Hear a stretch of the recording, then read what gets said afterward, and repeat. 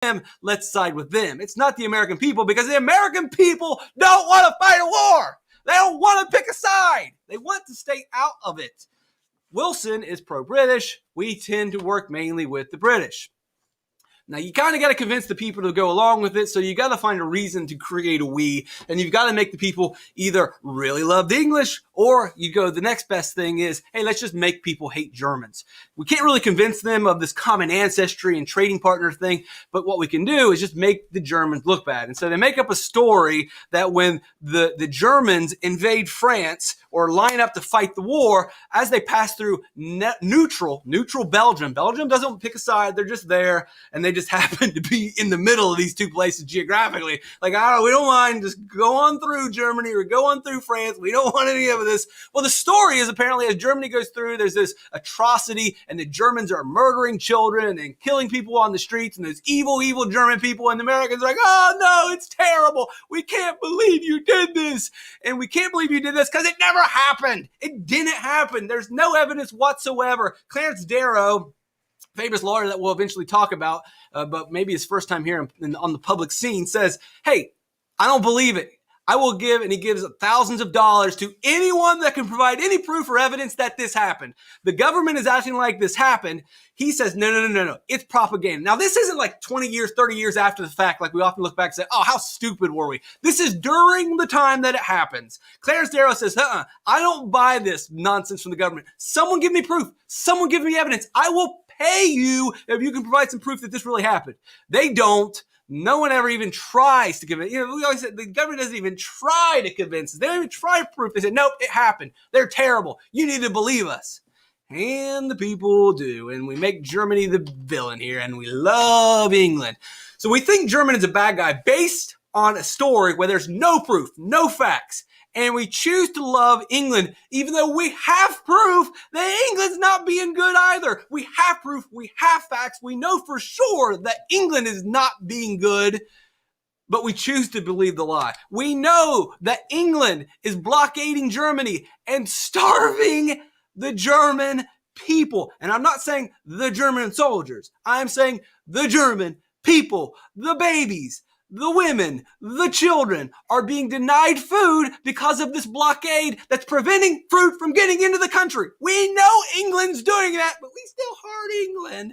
And we know that England is putting landmines also to prevent goods from getting into, not landmines, ocean mines, water mines, blowing ships up to prevent them. We know they're not being good guys either, but we still heart them because of our common ancestry, not our common ancestry, the elite's common ancestry, because of their trading connections.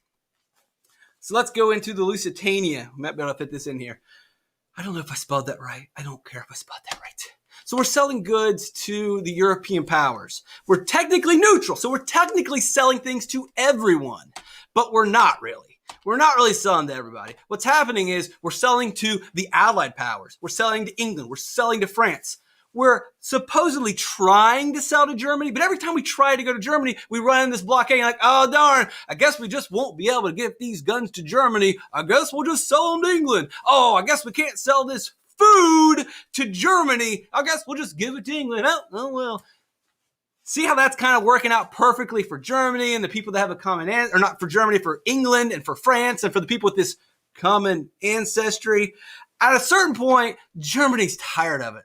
They know the game. They know what's going on. They know we're not neutral. They know we're picking sides. They know we're helping England out. And the more we help England and France out, the less likely Germany is going to win this war. So what they start doing is they use the submarines, they use the U-boats, and they start blowing up our ships because we're not innocent. We're not neutral. Oh, well, we're just sending over innocent, blah, blah, blah. No, you're sending guns to England.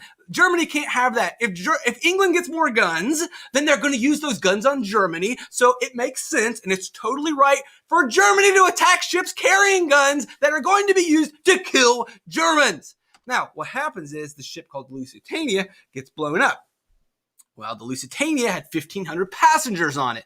Innocent people blown up and killed by a German U-boat. Well, guess what? That innocent ship was carrying munitions. It was stockpiled of guns and weapons and ammo, just like every other ship that's traveling in there. We are sending tons of guns and weapons, and we're often sticking these weapons secretly underneath with innocent civilians. So we can say, hey, don't blow this one up. This one's got innocent civilians on. Did you hide the guns underneath? Cool. They're going to let us by. Awesome. Hope they don't check the trunk. That's what we were doing. That's the game. Germany knew what was up, so Germany started blowing up the ships. Well, America again. Oh, I can't believe it. They're blowing up our ships. Those evil Germans. We buy it again. And so the elites are tricking the people to get behind the war, even though a lot of the people don't want to fight the war, but they're at least creating a justification so that when the elites and when the ruling class decide to go to war, even if the people don't want the war, they can say, no, here's what they did. They were blowing up our ships. What are we supposed to do? I don't know. But gotta give a little bit of credit here. Wilson is still trying to stay out of the war. How about some red pill action here? Just like we knew for the most part that the Belgian story was fake, just like we knew that when we went to Iraq in the 90s that it was a fake story, they weren't killing babies, just like we knew that when Syria didn't really gas the people knew not to get on the boat. The Germans took out ads. They paid money to put ads in American newspapers warning people, don't get on the boat. We're going to blow up the boat. Don't get on it. They warned us, and still people, give it a shot. You know what? They'll let us buy it. It's an innocent boat. They're going to let us through. I'll take my chances. They tried to warn you. They tried to warn you. It's a big, strong boat. And they honestly thought that it would last. But the boat was filled with weapons and ammo. If it gets hit by a torpedo, it's going to explode. It doesn't matter how big and strong the boat is. And it didn't. And the Germans actually refused to even shoot a second missile because they're like, no, they don't got a chance.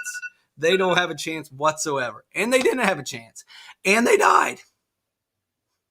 A lot of them died. You can blame, in this story, as we wrap up, and we'll talk about the second one, obviously the American government's evil because we put a bunch of weapons on the boat. Obviously the American people are stupid because they're warned not to get on the boat. You really can't blame the Germans. They're taking out the boat. They told us they were going to take out the boat. What are they supposed to do?